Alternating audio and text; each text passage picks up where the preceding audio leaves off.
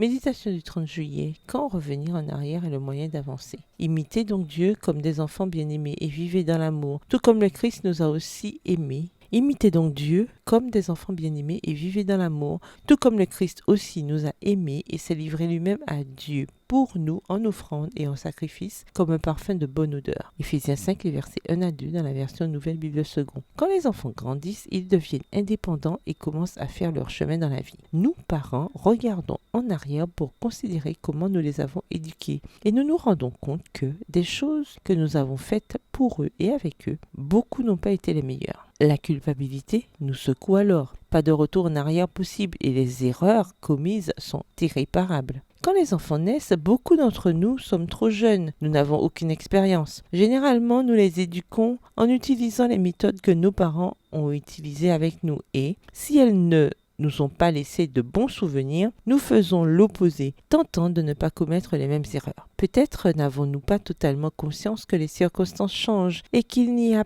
pas deux enfants identiques, pas même les vrais jumeaux. Voir les enfants devenir adultes est comme passer l'examen final de la fonction de parent. Nous nous réjouissons des réussites et regrettons les erreurs. Les premières génèrent en nous de la satisfaction et les secondes nous donnent le sentiment d'avoir échoué. Si je pouvais remonter dans le temps, je ferais beaucoup de choses différemment avec mes enfants, m'a dit une mère. J'ai été d'accord avec elle, car j'ai souvent pensé la même chose. Cependant, je me demande maintenant si remonter dans le temps est impossible. Y a-t-il quelque chose que nous pouvons faire pour effacer les fautes et réduire la brèche existant entre nous et nos enfants? Chère mère, c'est là que je crois que souvent, revenir en arrière est souvent la meilleure façon d'avancer. Avec votre enfant adulte, rappelez-vous les années de son enfance passées ensemble et assurez-lui que tout ce que vous avez fait a été pour qu'il ou elle devienne une bonne personne et qu'il réussisse. Et avec humilité, demandez-lui pardon pour ce que vous n'avez pas bien fait parce que vous ne connaissiez pas la bonne façon de faire. Ce sera pour un cœur meurtri un baume qui guérira les blessures émotionnelles et qui réduira la brèche entre vous. N'ayez pas peur de revenir en arrière pour vous souvenir. Se taire est comme contenir un cri qui, parfois, explose en colère, rancœur, ressentiment, maladie et séparation. Demander pardon ne nous diminue pas au regard d'un enfant.